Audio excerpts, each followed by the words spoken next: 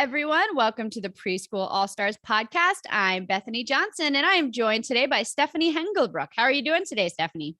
Oh, I'm fine, Bethany. Thank you. How are you? I am doing fantastic and excited to hear what you have going on with your preschool thing. But I always like to get a little backstory. Can you tell us what was going on before you decided to start a preschool? What's your background?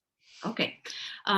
Well, I'm originally from Germany, and I have an American husband who I met when I was 17. Oh, wow. We've been married. Rick is his name. And we've been married now for 33 years. And he's an educator, a teacher, and administrator. And so we lived in 7 different countries because we moved from international school to international school. Okay. And we have 4 daughters, Elena, Sophia, Victoria, and Olivia. And they were all, thank you. And they were all born in a different country in Europe. Oh, cool. And, I'm Montessori-trained, and I have worked at a Reggio Emilia-inspired school. Awesome. So were you working at Montessori or Reggio Emilia school like recently up until you decided to start your own? Yes. I worked at the international school for 8 years. Okay. And I quit my job last summer. I don't know, do you want me to go back to how the whole transition? Okay. Sure, well, there was this online transition in 2020 in March. And so all of a sudden we were, like everybody else, thrown into the virtual school. And it was a bit difficult for me at first because I'm not tech savvy. And then I just grew to like it. I felt that I was able to connect with the children, connect with the parents, and that they enjoyed learning and that they loved, being together as a learning community. So, and was it preschool? It's preschool, yes. Okay. I was the homeroom teacher for EC3, and that was for 8 years. Okay. For the Dolphin class. Hence, the school that I have now is called the Dolphin Online Preschool. Oh, and that's where that came from. Awesome. Yeah. So why did you decide to leave that job? Our youngest daughter, Olivia, she finished high school, and I felt, with my husband and I being empty nesters, it was a good time to do something different. And then sometimes in life, things just become clear that you need to do something different. And that's what happened. And so in the summer of 2021, I was without a job, but with a mission. And I wasn't sure what I was going to do. I had an inkling. I had finished the school year really strong. We had half a year of virtual school and half a year of presential school. And it just became clear that the online school was something that I really enjoyed. I really enjoyed it. And that I was able to do the Reggio Emilia approach even online. And so that just happened, and then I stumbled upon Joy as I was searching for how to create my own online preschool. And there she was. And I signed up for the 7-day challenge, and and then the rest is history. The rest is history. But I'm not at all a person who's ever been on social media. It was not something that was easy for me. I know I'm on Instagram and Facebook. And what's special, I think, is that my whole family is part of the school. Like my girls, all 4 of them are part of the media team. They do it for me. My husband is the CFO. And so it's really what we do is a labor of love. Everybody participates. I love that. That's amazing. Can you just explain for some people who may not know a little bit about Reggio Emilia? Yes, gladly. The Reggio Emilia approach is a very holistic way of teaching and learning. It's one that's really, really dear to my heart because there are 5 main principles, I would like to say. And the child is the protagonist in a Reggio Emilia classroom. And whatever happens in the classroom is really led by the child or the children, the group of children. And each child has 100 languages. And when you keep that in mind and know that one child might be good at drawing, one child might be good at dancing, whatever, however they express themselves is really wonderful. There's no right or wrong. Mm-hmm. And the environment is the third teacher. And there are three teachers in a Reggio Emilia classroom, which is the parent, first and foremost, the teacher, and then there's the environment. Because the child in a Reggio Emilia classroom doesn't meet the teacher. There are provocations set up that are self-explanatory or just need a little introduction, depending on the age of the children. And then the child just goes and plays. And as Maria Montessori said, play is the child's work. And so the teacher is the guide on the side. That's one other principle, is the guide on the side. So you could always find me in my presential classroom with a camera, because I took photos, which I then posted in the classroom, a notepad in my hand, just writing down what I observed. And then we sat together as a team of colleagues and talked about what we saw. And it's an emergent curriculum, another point. So we just thought about how can we deepen the learning of the children, the learning experiences, and how can we connect it to skills that we want them to learn. Because everybody, you and me, every child, we learn better if we're really interested in what we're doing. That's for sure. By observing the children and seeing what they're interested in, be it vibrations on the ground that they experienced, or superheroes or princesses, whatever, we set up provocations that just make the learning deeper. And it is so holistic for the children and also for the teacher, because you're setting something up every day and the kids come in the next day and their eyes are sparkling because they know this is their smorgasbord of learning, and to connect it back to the online school, I was able to keep the Reggio Emilia approach alive in online school, because I do this now. I have a school now, with 7 students, and none of the lesson plans are the same. I don't do lesson plans weeks in advance. They're finished Friday from Monday, because I observe the children, I listen to the parents, and then set out to create something that they're really, really intrigued by. And the one more point about the Reggio Emilia classroom is that the parents are a vital point, so important in a Reggio classroom, because they're really the first teachers and the most important ones. So we include them in what we do. And I was able to do that again in the online school. And that made me think, this is right for me. I can do the Reggio in online school. And then, here we are. Wow. I think I probably would have thrived in Reggio Emilia school, because I had a hard time doing anything I didn't find interesting. I was one of those kids who's like, no, I don't want to do that.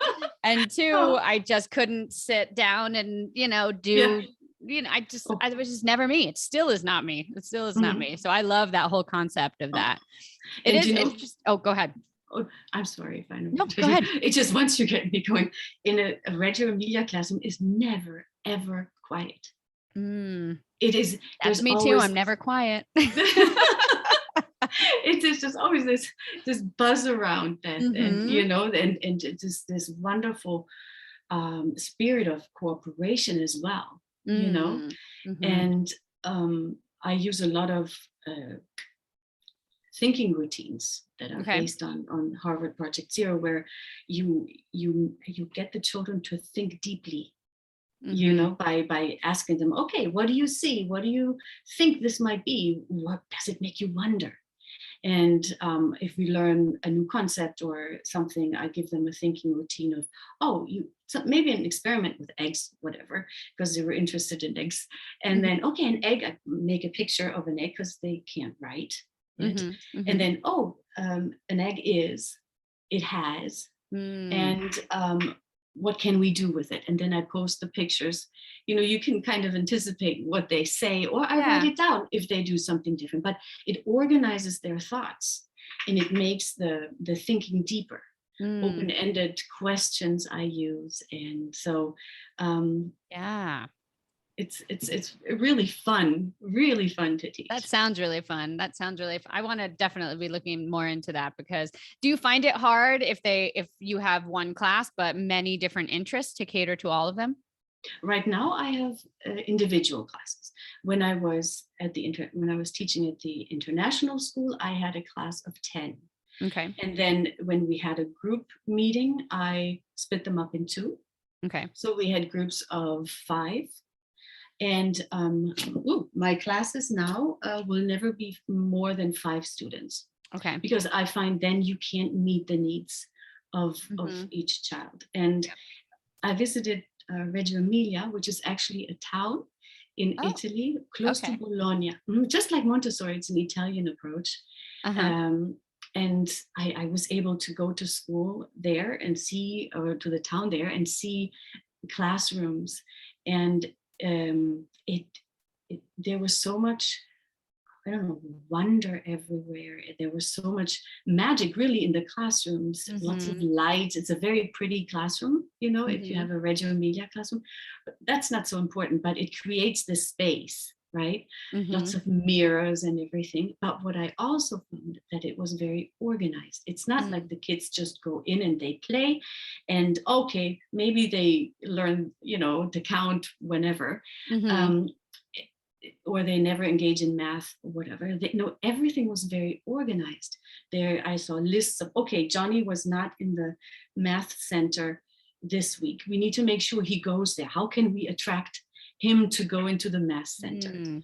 So right now I'm in the process of setting up systems, because I do this, personalized education, but I can't go and teach Johnny something one day, do an experiment, and then say the next day, okay, let's do I need to make sure I haven't done, read the book before, or, so I am really, did we go over math enough, and how can I interest him? So I'm setting up these lists of lists, and a bank to be quick.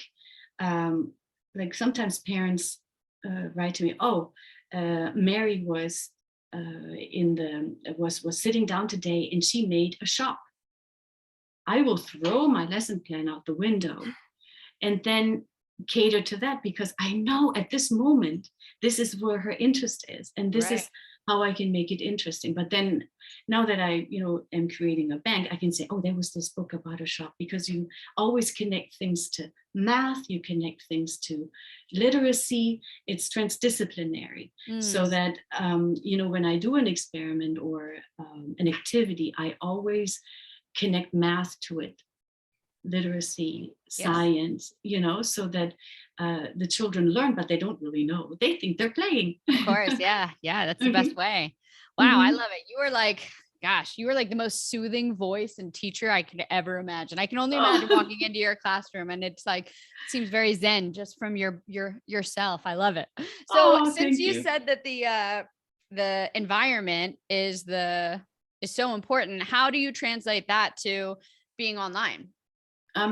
First of all, as a Reggio teacher, you document the learning of the children. Unfortunately, I'm not in my classroom. I have an outside classroom.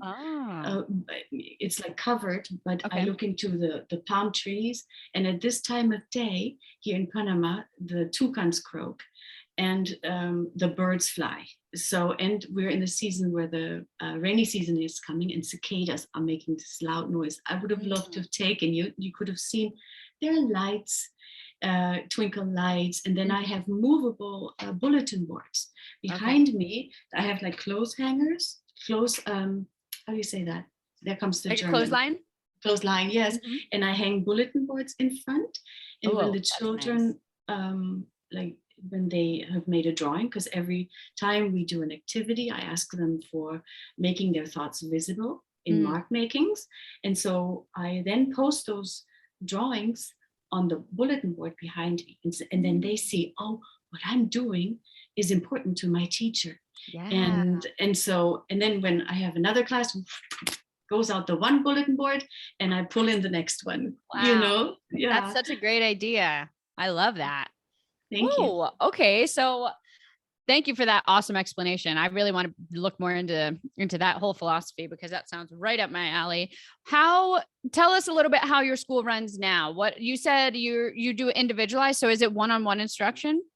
Yes, at the moment there are 2 sisters in California. I have students now that are from Venezuela, Jamaica, Russia, soon hopefully Germany, and I forgot a couple, but just internationally. That's why my aim is international children. Yeah. And yeah. And how did you find the students from all over the place? Was it social media? Yeah, social media. I asked the Russian mom, I said, how did you find me? And she said, on Instagram. And I was like, wow. Thank you, daughters of mine. Yes, making those correct hashtags. Ugh, I gotta take a class on hashtagging. I think my Instagram game is not good, but that's awesome. That's so amazing. And how much do you charge? Well, I charge 97 for 2-day, 147 for 3-day, 247 for 5-day. Okay, and how long is each session? Okay, I do 40-minute sessions. Okay. Yeah, well, I started out like I was in this wave of opening up the school, and my school actually opened in January 10th, and everybody making like a, and I said, okay, Rick, please tape me. And so he spent a whole day on a Sunday trying to tape me, but it's just not me. I couldn't talk to imaginary kids. And then I said something wasn't sitting right with me. And I thought, what is not sitting right? And it was, well, how can I be doing an emergent curriculum when I've taped classes for the week and then the next week and the next week, when that's not what I intend to do? So it became clear. And I said, no, I originally had 30-minute classes. I extended them to 40. Now I post 2 learning enrichment activities, I call them, on Seesaw, the learning platform, which is actually free, and it's interactive with the parents. So depending on the child's interests and the live class we had, I post 2 activities per class day on Seesaw. And so it deepens the learning of what we did in class. They can do it or not. It's up to them, no pressure. But I feel that the money I charge is justified. You know? Yeah, absolutely. I mean, that's one-on-one instruction. Most people are charging that for not one-on-one. Yeah. But I feel that I'm starting out. My systems are not perfect. Come next year, I will, charge more. But then I feel that I really deserve it. Right now, I'm, like with the Seesaw activities, I again have created a doc so that I make sure that I have, it all in order, who I taught what to, and so. Absolutely. Yeah. I mean, we're all starting out and figuring out your prices. That's been like a really hard thing for me now that I'm doing my online program again. So I totally understand that. And then just, as you go, fine tuning everything as you go, but it sounds like you got stuff pretty fine tuned already. Thank you, Beth. Thank you, Beth. So how do your parents stay with them during the class? Yes. And I find that not only is that better because they're so young, they're 3 to 5, but I find that the parents I have enjoy being part of the learning of their child. It's they are there, they help, and some children need it more than others. I have one girl who doesn't need it at all, and but it just depends on the child. In general, I find that just as it is with the Reggio Emilia approach, be part of the learning of your child. Take, then you can take it even further at home when you're on your own with your child, because you know what he or she is learning. Yeah. Absolutely. I totally agree with all of that. And I think that so many of our problems, I mean, at least in this country, I don't know how involved parents are in other countries internationally. I just know from teaching in the States that parents are usually not very involved in the learning, and it shows, because sometimes it's so frustrating as a teacher in the public school system. That's like, gosh, your whole experience here could be helped with just a little parent involvement at home, like just a little bit, let alone a whole lot. This could change your whole life to have a lot of parent involvement at home. But like, so I love that. And do you find that parents who find you, were they looking for Reggio Emilia and then they found you, or were they looking for any kind of preschool and then you sold them on your explanation and your approach to it? I think the latter. I think I sold them on the approach. The Russian mom found me on Instagram, like I said, and I just want to say that too, that I have two programs. The one is the Dolphin Online Preschool, and then the other one is for English language learners, like the Russian boy, Sasha. And she was looking for English enhancement, speaking and listening and speaking. Okay. Yeah. So that's how she found me. Okay. So you can really kind of cater your instruction to, because it's one-on-one, a parent can tell you, I need help with English language. I want this, and you can kind of cater it to them. Yes. In the future, I hope that I have maybe, like I said, 3 to 5 in each class. One thing, I contacted an organization in my hometown. I haven't lived in Germany for a while, and so let alone in my hometown, which I left so many years ago. Yeah. And so I contacted an organization that offers classes of different types for parents and children. So I thought that really makes sense.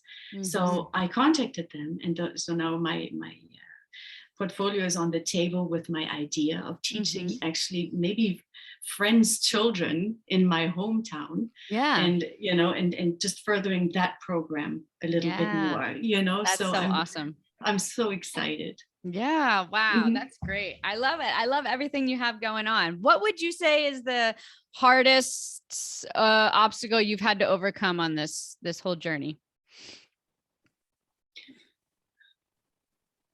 The hardest obstacle, was kind of being in a different country other than the United States.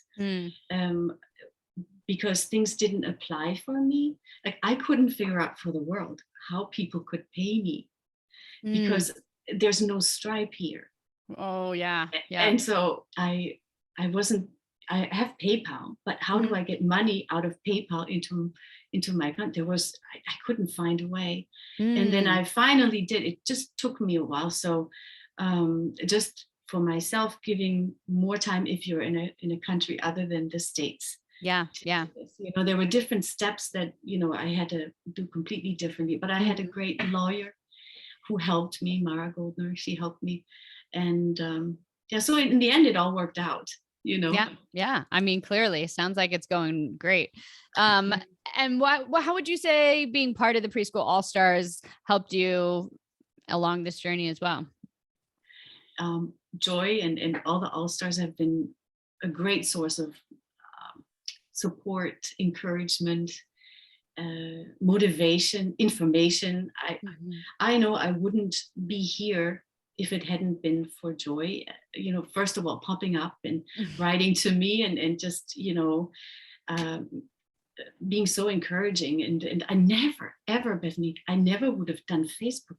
And I remember her motivational Monday talk, which was wonderful. She said, it's just like you're running towards a wall and then, you're in front of it. Don't think, just jump.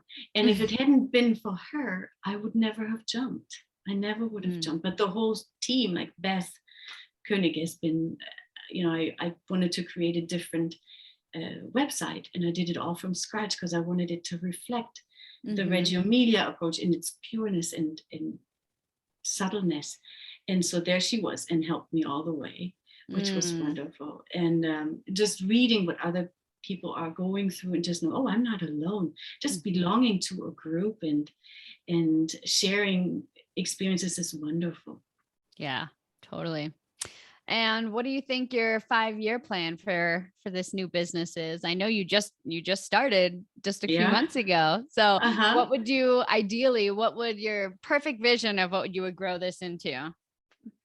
I would hope to grow this into an online preschool that has a music teacher that is like a full-time online preschool, because that's what I did at the international school. I have now a friend who's going to do story time for me, and a mom who's going to do mindfulness classes. Oh, wow. Nice. Yeah. So I hope to add a music teacher in the long run, but poco a poco, as they say here in Panama, because I want to do things right.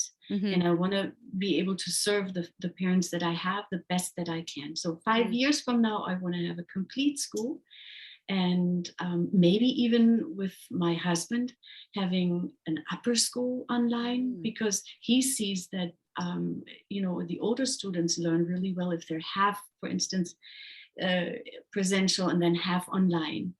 So maybe we'll go down that road in the long run. Wow, that's exciting. That's exciting. And what would you say to anyone else who's looking to start something like this, something out of the box, and not wondering, maybe they don't know Facebook either, or they don't know how to get started, but they're thinking about it? What would you say to encourage them? I don't feel I can give advice because I'm so new. But don't even say that. No, but I just to believe in yourself and jump, that wall. If you're in front of it, don't think too much. I'm so grateful, Bethany, that I did the jump, and just enjoy what you're doing, and just believe in yourself, and get help when you need it. I mean, those are, things absolutely. I can say. Yeah. Yes. Well, Stephanie, you're doing amazing. You can give advice. You're doing amazing. Whatever you're doing is working. And I wish you all the best of luck in your journey. I can't wait to catch up with you next year and find out what's happening next year, because I know it'll be awesome. Oh, thank you. You're so kind, Bethany. Thank you so much. Thank you so much for talking to me, and you have a great evening. If you'd like to have a success story just like that one, I invite you to join our Preschool AllStars. It's my exclusive membership community where you'll get mentorship from me with weekly Q&A lives, support and guidance, and friendship from hundreds of women on the exact same journey as you, starting, running, and growing their preschools, and my exclusive access to Preschool University, every training and done-for-you file that you'll need for every milestone on your journey to help you start, run, and grow your preschool. We've all been there, and we've got the exact same steps that you need to go through, but we do it all very quickly so that you don't have to waste time or money doing the wrong things at the wrong time. We'd love for you to join our Preschool AllStars membership. Just go to preschoolallstars.com or click the link in the description to immediately jump into Preschool AllStars. Again, go to preschoolallstars.com and we'll see you there.